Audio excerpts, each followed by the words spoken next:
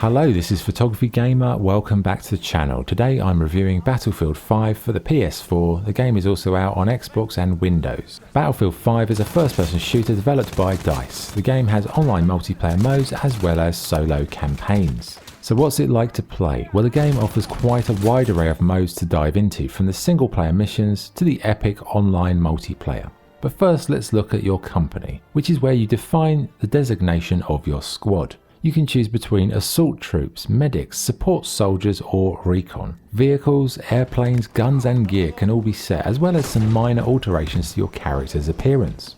But Battlefield is famous for its intense multiplayer battles, and in that regard this installment did not disappoint.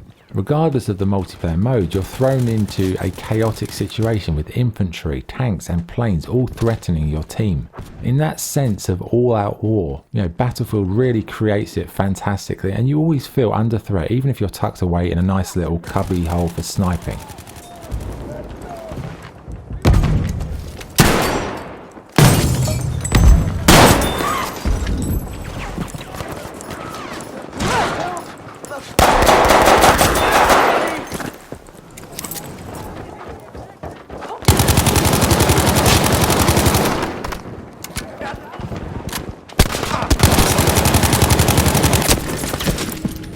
There are grand operations if you want to take part in multiple day battles. You'll be capturing zones, defending zones, completing weekly missions, and there's even a battle royale mode called Firestorm.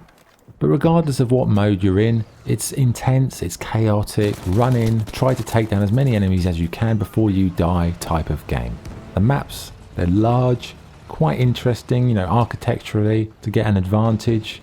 As I said, there are solo missions as well, referred to as untold war stories. Now, these in general I'd say were pretty good, but I would say they're more like a very long extended prologue tutorial to help you get to grips with how the game works if you're not a veteran.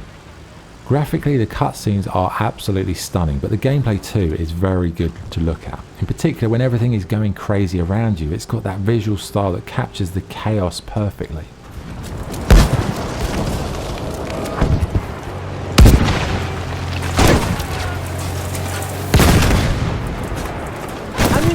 Tracking a bomb!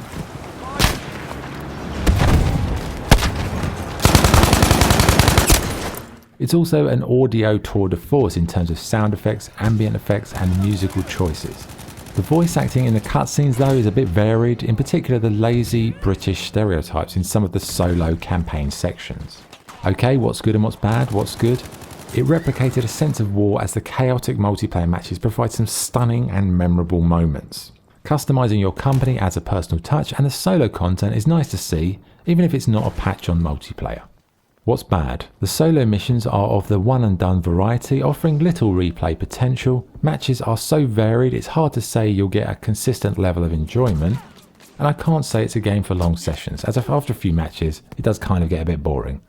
So what's the verdict? Battlefield 5 is a bit of a mixed bag. On the one hand, it provides some of the most intense and memorable multiplayer matches I've ever played. But on the flip side, other matches end up with you being cheap-shotted from unseen angles, and it can be very frustrating at times. But that's Battlefield in a nutshell. It really depends on several factors whether you're going to enjoy one match to the next, which is great for a variety, but it's definitely not a consistent game to play. Solo wise, I did like the new missions, but maybe you could look at those as tutorials, letting you fine tune your skills. So, yeah, it's fun, it's chaotic, it's intense, but it's also quite frustrating and annoying. So it's a bit of this and a bit of that, the good with the bad. So scoring wise, I'd give Battlefield 5 7.5 out of 10. Okay, that was the review. Thank you for watching. If you enjoyed the video, please like and subscribe. This is Photography Gamer signing off. Thank you.